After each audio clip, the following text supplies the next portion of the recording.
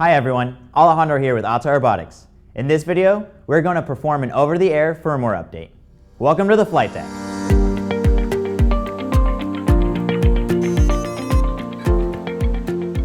Updating firmware is easier than ever with Evo.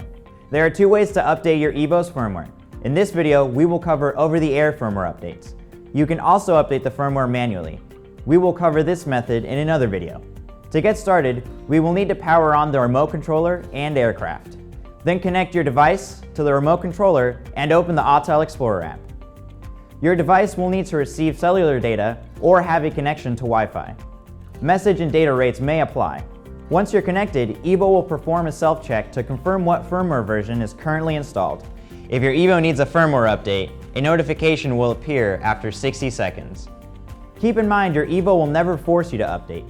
This means if you're out in the field and receive a prompt that a new firmware is available, you can wait until you get home. The firmware update process can take up to 25 minutes. To continue, press Upgrade Now. From the firmware screen, we can see the release notes and some instructions. Your aircraft and remote controller need to have at least 25% battery level, and your micro SD card will need to be inserted into the Evo. Go ahead and press Download.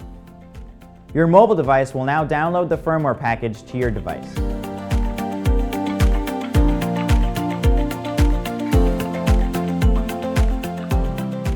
Once the firmware package is downloaded to your device, we will need to upload it to the aircraft. Choose Start Uploading.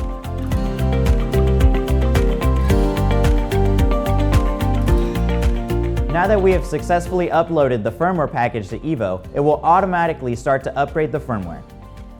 Again, do not turn off the aircraft or remote controller during the update.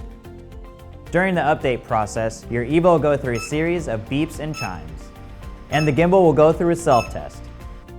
If we encounter a failed update, a list will appear indicating which component failed. Power down the RC and aircraft and start the process over. Now that we have successfully updated the firmware, we will now need to power down the remote controller and aircraft. To update an additional battery, install the additional battery, and start this process over again. Remember, you will need to wait 60 seconds for the firmware notification to appear. To check your firmware version, head to the General tab in the Settings menu. Thanks for watching, and so long from the flight deck.